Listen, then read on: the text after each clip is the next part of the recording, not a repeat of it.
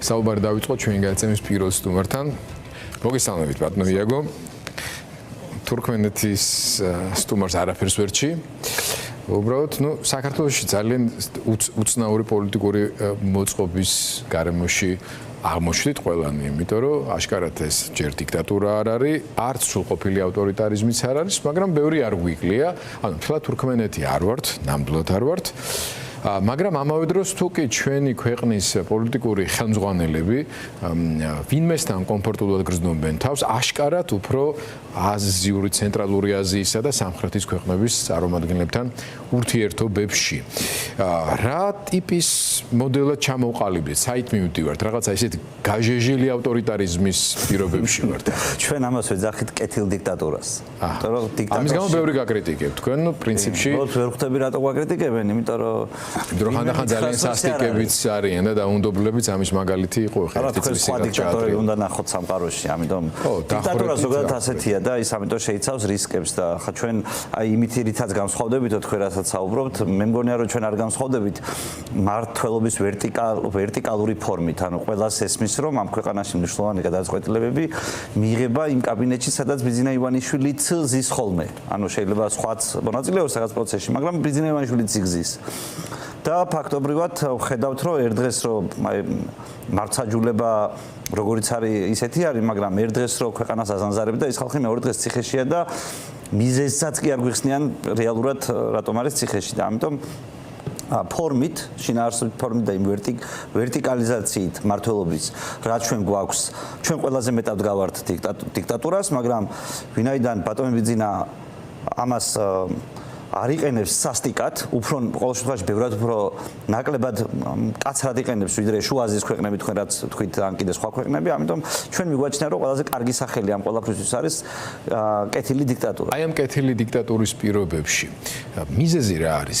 თავად ბატონი ბიძინა ასეთი კეთილი, უბრალოდ ისეთი ბოროტი არ არის რომ როგორც აღარ დავასახელებ გვარებს, მაგალითად თურქმენეთის ხელმძღვანელობამ შეიძლება გააქროს ოპოზიციონერების ეს არ იყო, მაგრამ მისთვის არ მოსაწონი ადამიანები ფიზიკურად. ყველა დიქტატორი ასე იქცევა, როგორც მან მაქამდე ბოროტი არ არის თუ სიკეთის გამოვაკე. უბრალოდ რო დავსერიოზულდე მე თვითონ თქვენ არ გეხებათ ეს, რას გულისხმობ, რომ კანონების მეშვეობით ახდენს ამის კომპენსირებას და ამიტომ შეაქვს ეს უცნაური კანონები. თქვენ ხა პარლამენტის წევრი არ ხართ ამ მომენტისთვის, მაგრამ თვალს ადევნებთ გადაწყვეტილებათა პაკეტს, რომელიც მეორე მოსმენით უკვე მიღებულია და ფაქტობრივად ყველა პოტენციური დამნაშავე ხდება ამ ქვეყანაში, რომელმაც რაღაცა კრიტიკული შეიძლება ან გამოთქვას, ან გააკეთოს ივანიშვილის ხელისუფლებასთან მიმართებაში.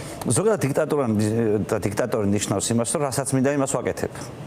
და ჩვენ კეთილს იმიტომ ვეძახით, რომ ბევრად უარესი შეიძლება უნდოდეს და დიქტატორებს როგორც წესი მე-13 წელს მმართველობის ბევრად უარესი უნდებათ. ესე არის სამყარო მოწყობილი. მარტო პოსტსაბჭოთა ქვეყნებში არ ხდება ეს, სხვაგან სადაც არ უნდა შეხედოთ, დიქტატურა საბოლოო ჯამში ძალიან ცუდად თავდება და ძალიან ცუდად თავდება იმ ქვეყნისთვისაც, სადაც ეს არის მოწყობილი.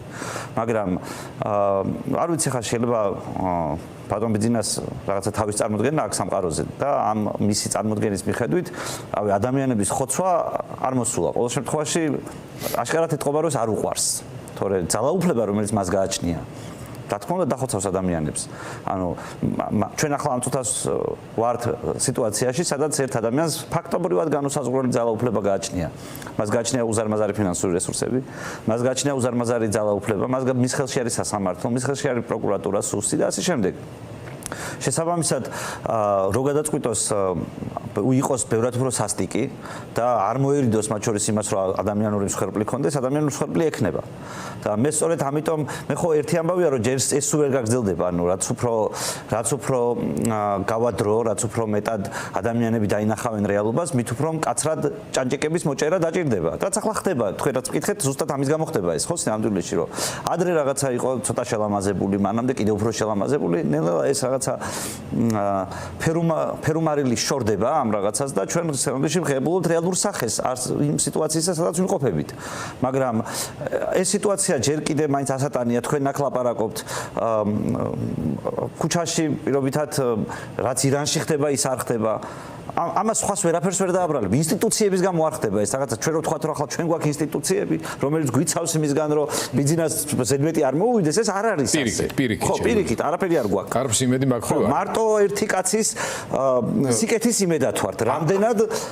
რამდენად სასტიკი თუ ანაკროსასტიკი გახდება ის სამწუხაროდ. მე არ მინდა რომ ეს კარგი არ არის. მესმის ბატონო, შეიძლება ასე ვთქვათ რომ ის რო სიტუაცია ამ ტიპის უკუქმედებამდე არ მიდის თავად ივანიშვილის მხრივ რო არ მწვავდება ეს სიტუაცია ნაწილობრივ ან დიდწილად იმის ბრალია რომ ოპოზიცია ან დავარქოთ ამას წინააღმდეგობის მოძრაობაში ჩართული ხალხი რომელიც აქტიური იყო ქუჩაში მთელი ამ წლის განმავლობაში და ნაწილი ახლაც არის უფრო მეტად არ ამწვავებს ასე ვთქვათ სიტუაციას. ხო, ანუ იმის გამო რომ ესეთი მშვიდი საპროტესტო დემონსტრაციების დონეზე კონცენტრირდა ეს ყველაფერი და არ ხდება რაღაცა ტიპის ესკალაციების სიტუაციის, ამიტოა რომ ის ისე მკაცრად აღარ იქცევა. ანუ ხარება რომ მოხსნა თანამდებობიდან იმიტომ კი არა, უბრალოდ ხარებასნაირის გამოყენება ამ ეტაპზე არ ჯირდება.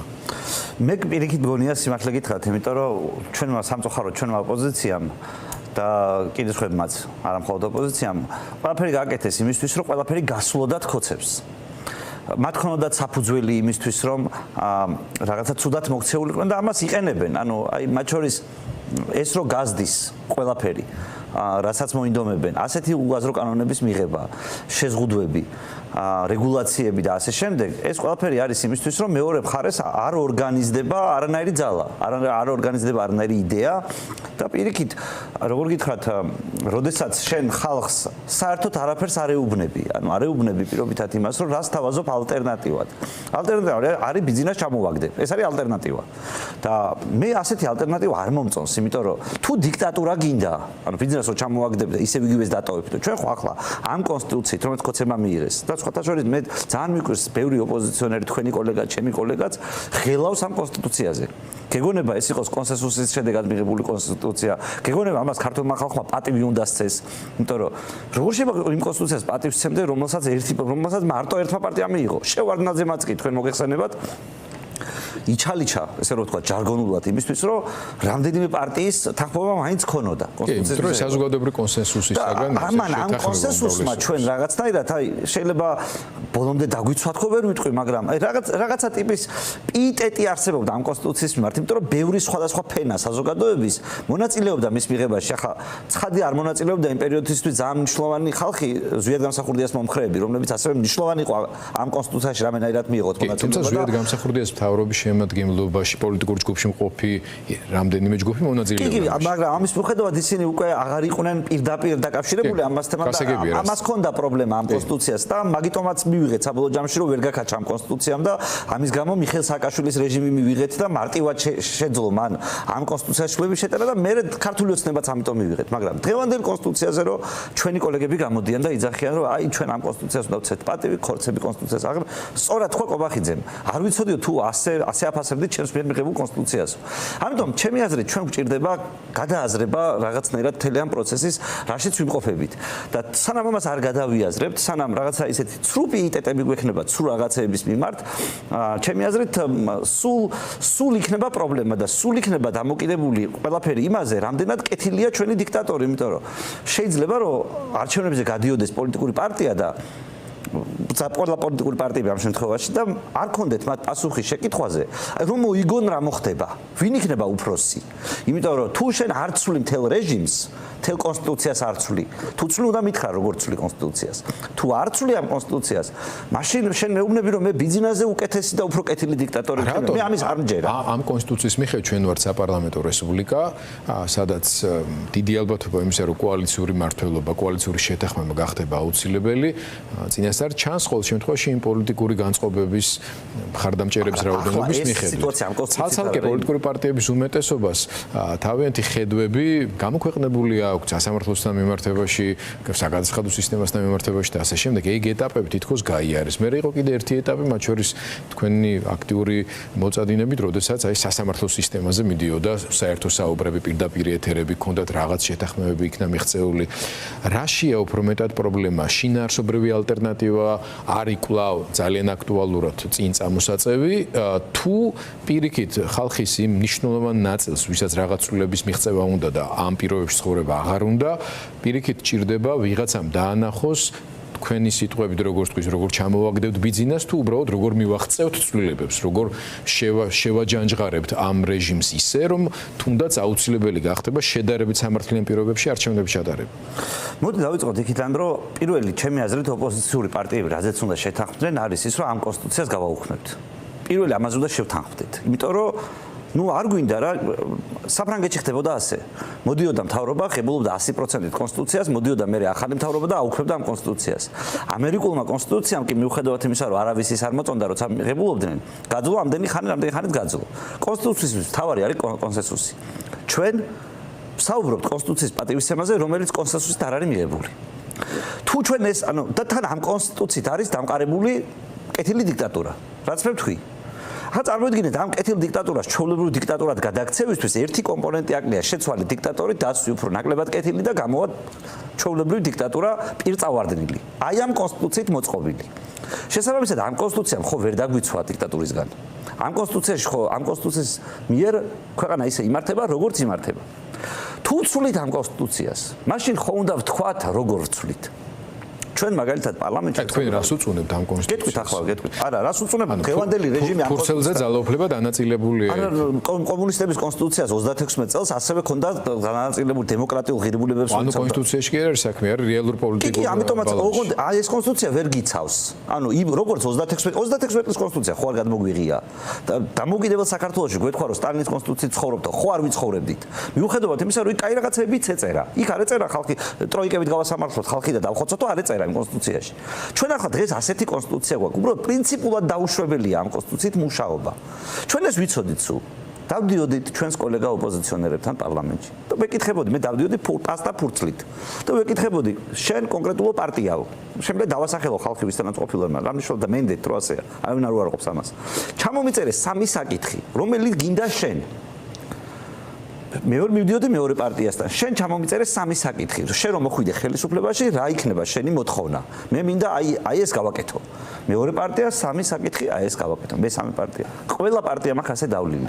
არც ერთ პარტიას არ უთქვამს რა უნდოდა. საერთოდ ჩვენასაც ხელი მოვაწერინეთ იმაზე სასამართლოზე, ბევრ ამაზე შევთანხმდით.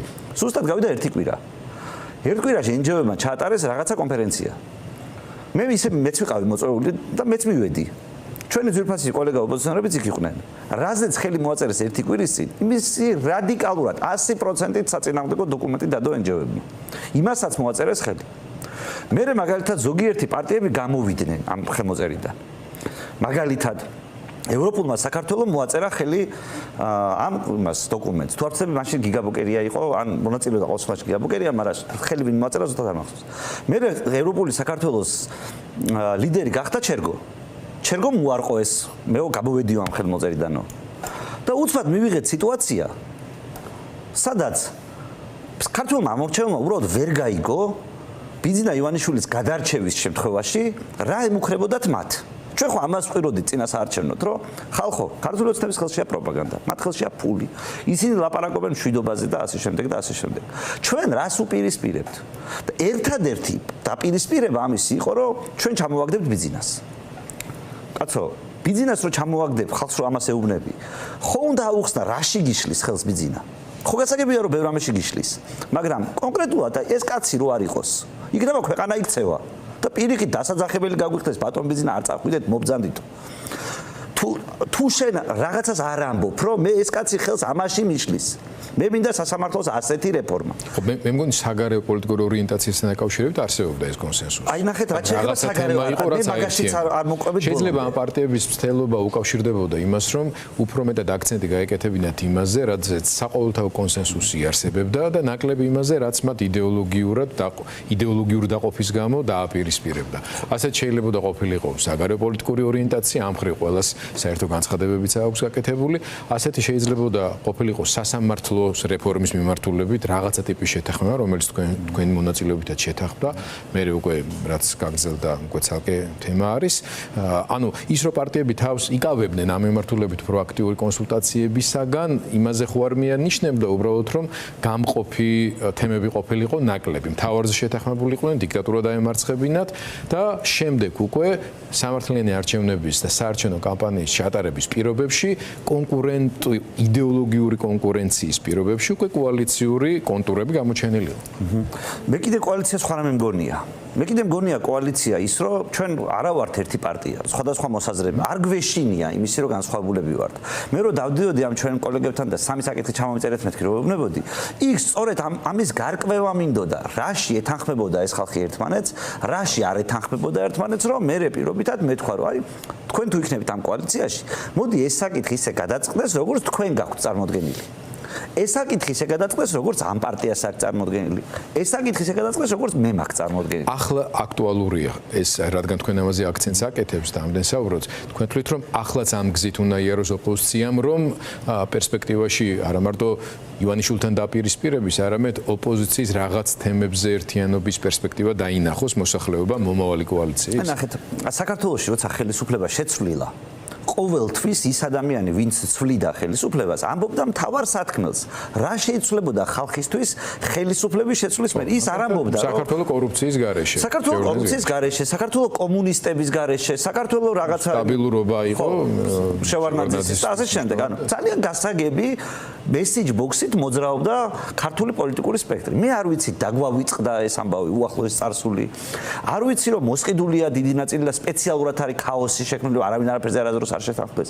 მაგრამ დაპირება როგორ შეიძლება იყოს, რომ ჩამოვაგდებ ვიღაცას? ანუ ასეთი დაპირებით ადამიანებს мотиваცია აკლიათ იმისთვის, რომ რაღაც იმათ უნდა საკუთარი მომავლის შესახებ დაპირება. რომ აი ეს კაცი არ ხელს გვიშლის ამაში, ამიტომ ჩვენ რომ მოვალთ, თუ ჩვენ მოგვიყვანთ, ეს ასე იქნება, სასამართლო ასე იქნება, პოლიცია ასე იქნება. სინამდვილეში სასამართლო მართლა პრობლემა იყო, არავის არ ჯერა, ახლაც არავის არ ჯერა, რომ ოპოზიციამ რომ მოიგოს და რომ მოიგო რომელიმე წინაარჩევნებზე, სასამართლო იქნებოდა დამოუკიდებელი. ამის არავის არ ჯეროდა, იმიტომ რომ დამოუკიდებლობა ეს ხო არ შეიძლება იყოს სადღეგრძელო. დამოუკიდებლობა ნიშნავს, რომ რა ინსტრუმენტებს თავაზობ. სისტემურად რა ინსტრუმენტებს თავაზობ და ამიტომ საჯულთა ნაფიც საჯულთა ერთ-ერთია. მე არა ვარ დიდი ფანი ნაფიც საჯულთა სასამართლოსის ზოგადად, მაგრამ ერთ-ერთია ამისთვის. ჩვენ ვითხოვდით ამისთვის არჩევით მოსამართლეებს სხვადასხვა ინსტანციებზე. მათ შორის ვთხოვდით ჩვენს პარტნიორებს, მაგალითად, რომ ამერიკელები როგორც თავის მოსამართლეებს ნიშნავენ, ზუსტად ის ინსტრუმენტი გამოგვეყენებინა ჩვენი ზოგიერთი მოსამართლის დასანიშნავად მაღალ ინსტანციებში, როგორც დროებით ღონისძიება. ანუ ეს იყო ძალიან სერიოზული ნამუშევარი, რომ თქვენ რო წაგეკითხათ, რომ გეთქვიათ ჩემთვის, რომ კრიტიკულად რო შეგეხედათ, თქვენ მე ვერ დამიმტკიცებდით, რომ ამითი ძალაუფლების ისევ ერთხელში შენარჩუნება იქნებოდა შესაძლებელი, მაგრამ ვეტინგის სისტემა რაც მოიფიქრეს, ჯერ ხო ვერავინ ვერ ახსნა საჯაროდ რას ნიშნავდა ეს ვეტინგის სისტემა. და ბოლოს ძალიან პრიმიტიულად გაირკვა, რომ NGO-ები დანიშნავენ მოსამართლეებს. და მე მახსოვს, რომ NGO-ები ამ რუსძეს უჭერდნენ ხარს, არ დაგვავიწყდეს. ბიძინა ებრძოდა რაღაც პერიოდი NGO-ებს, ქალბატონი თეატროლოგიანი აქტიური მებრძოლი იყო ამ თვალსაზრისით და NGO-ები ხარს უჭერდნენ. მე უცბად დაინახა ბიძინამ, რომ ვერ ერეოდა ამ მოსამართლეებს და გადაიბირა. მე მოტრიალდნენ ეს NGO-ები და დაუწყეს გინება მურუსიძეს. ახლა მე რა ვიცი მომავალში რომ რამე შეიცვალოს. ისევ ახალი ვიღაცა მოვიდა. ზუსტად ასე დაელაპარაკა ბატონ მურუსიძეს და მის მეგობრებს. NGO-ებთან ზუსტად იგივე გააკეთეს, რაც ხდება. საიდან გარანტია რომ სასამართლო შეიცვლება? და მე კიდე გარანტია მჭირდება რომ სასამართლო შეიცვალოს და ეს რაღაცა რაშიც ვიმყოფებით ამდენი ხანი და რაც არის თავარი პრობლემა ამ ქვეყნის უსამართლო სასამართლო. ეს შეიცვალოს და ნუ დავჯდეთ, აგერ ხო გაქვთ დებატები ხო დაიწყეს ხოცება. დებატები ოპოზიციასაც არ აწყენდა. მოდით აი თქვენ ძალიან კარგი პროფესიონალი ადამიანები ბრძანდებით. შეგიძლიათ ადამიანებს კითხვა დაუსვოთ კვალიფიციურად, მათი აზრი მოისმინოთ, სისულელეს თუ იტყვიან ჩაეკითხოთ. აგერ დავჯდეთ. ხალხსაც ეს დაინტერესებს. მე მზად ვარ ნებისმიერ ჩვენს კოლეგა ოპოზიციონერთან სასამართლოს თემაზე, რაზეც მათ ხელი მოაწერეს. ვილაპარაკო, ვიდისკუსიო, ხვალ სხვა თემაზე გადავიდეთ. მაგრამ ის რაც ხოცებმა გააკეთეს, თავიანთთვის საჭირო არის ოპოზიციაშიც და მე ძალიან მიკვირს, როცა ოპოზიცია ნაცვლად იმისა, რომ ამ შანსი იყენებდეს, გარბის ამ შანსიდან.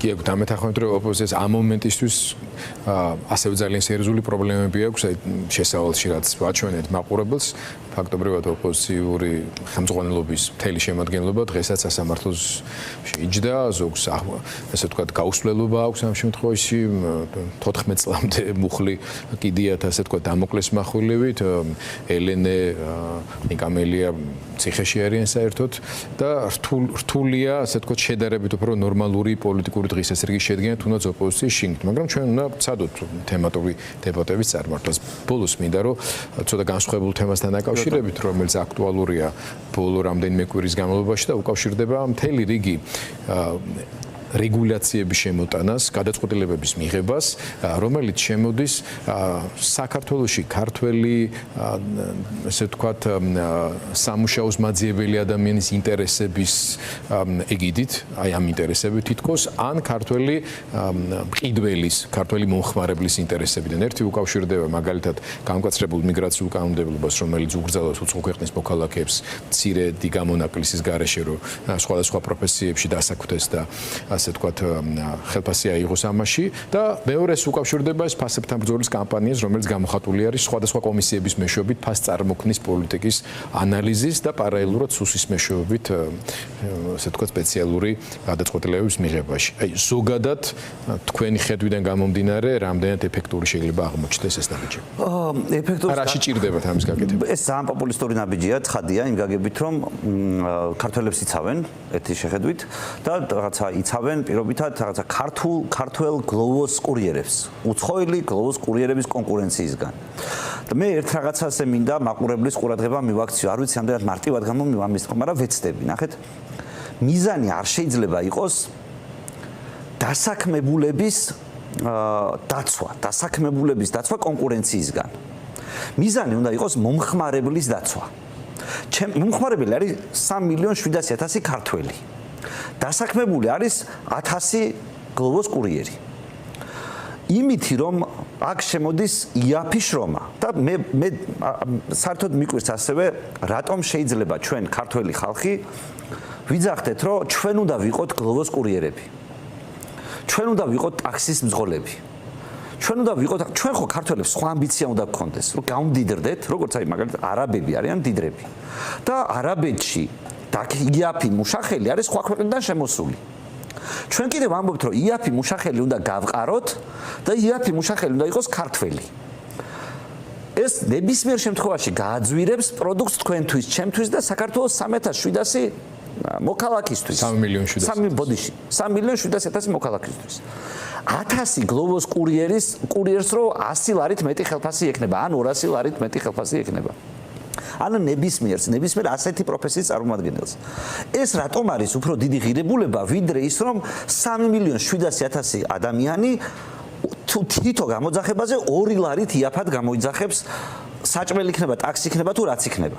აი, უბრალოდ ერთი წამით დაფიქრება ჭირდება, რა სიგიჟეს რო ჩადივართ. და სინამდვილეში 1000 თუ 2000 გლოვოს კურიერის ხმაზე მონადირე ხელისუფლება უნდა დაისაჯოს 3,700,000 საქართველოს მოქალაქის ხმებით, რომელსაც ცოტა ხანში გაუძვირდება ყველა ის პროდუქტი, სადაც იაფასიან მუშახელს ასევე იაფასიანი, ოღონდ ქართველი მუშახელი ჩაანაცვლებს და ასევე არ მესმის იმ ადამიანის ამ ქვეყანაში რომ კარგი გინდა, ქართველი მოქალაქეებისთვის რომ კარგი გინდა და ეუბნები რომ იცი რა, შენ უნდა იყო გლოვოს კურიერი და შენ არ უნდა იფიქრო წარმატებაზე.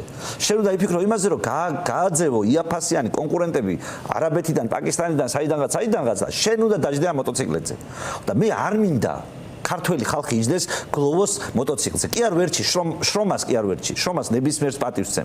უბრალოდ მინდა რომ ქართველები დიდრულ შრომით იყოთ დაკავებული. ჩვენი ანაზღაურება იყოს დიდრული. ჩვენ შეგვეძლოს, როგორ გითხრა, ღირსეულად ცხოვრება.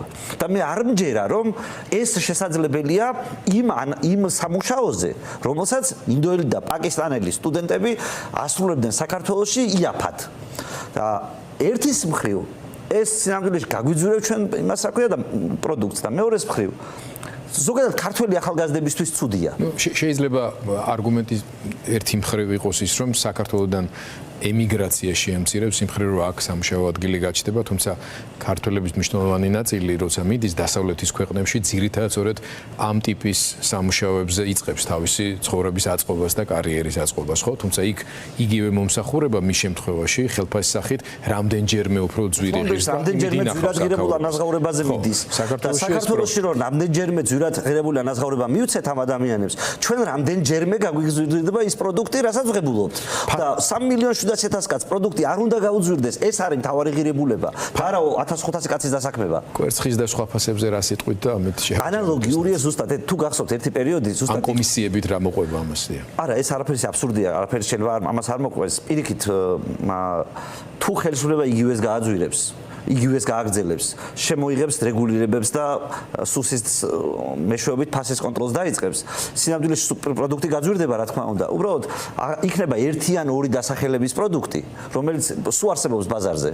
რომელსაც ნომინალურად გაიაფებენ 5 თეთრით, კვერცხი რო 5 თეთრით გაიაფებენ და მეორეს მხრივ პროდუქტს, სხვა პროდუქტს, რომელიც ასევე საჭიროა ადამიანებისთვის, გაძვირებენ 5 ლარით.